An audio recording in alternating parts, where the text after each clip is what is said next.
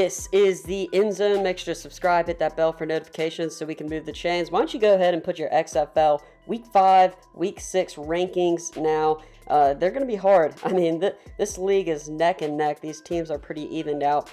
Today we're going to talk about the XFL, the transparency, and what makes it better than the NFL, in my opinion. But I think most people will agree with me whether you're an NFL fan or not. The NFL is a transparency problem, especially in the refereeing department, because lots of people do not like how the referees call games, and part of it is we don't really know what they're discussing, what they're going through. In the XFL, the refs are mic'd up. We get to see inside the replay booth, an excellent thing. Not only is it great to see, but it's also very entertaining. The calls come in under 60 seconds, so you know, we're not sitting for 15 minutes watching the same replay over and over again, having a commentator talking about his opinion. We really don't care. It's nice having the replay booth and having a camera in there and having the guys mic'd up. Also, they have an Xbox controller. I think that's hilarious. But if you watched the XFL this past weekend, you probably watched the Houston Roughnecks and the Seattle Dragons game. Now, at the end of the game, the officiating was horrible.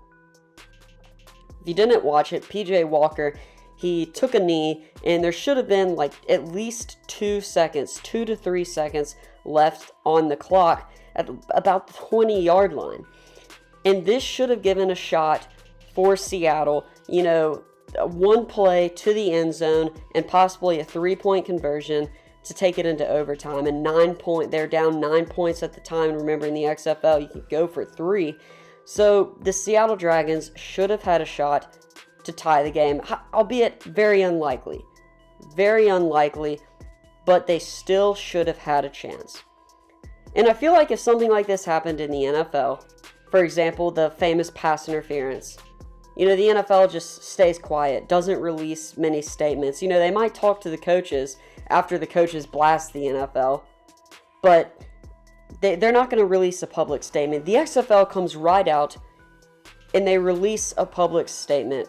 Now read this for a second. You can pause the video. I'm just going to pause it for about 5 seconds. Now, something crazy, not only did they come out and admit their fault, they admitted their mistake, but they reassigned the referee who made the mistake. And I think that's just a great move by the XFL. Because at least when you make a mistake, you come out and you own it immediately. You don't wait for it to get out of hand. You know, Seattle fans have every right to be mad, but I imagine they're, you know, less angry that the XFL came out and apologized. I'm really happy for the XFL and that they came out and did this. And I think that the NFL should definitely take some looks from this. They should be adopting what the XFL does. They should have cameras in the replay rooms. You know, the refs, we should be able to hear what they're saying.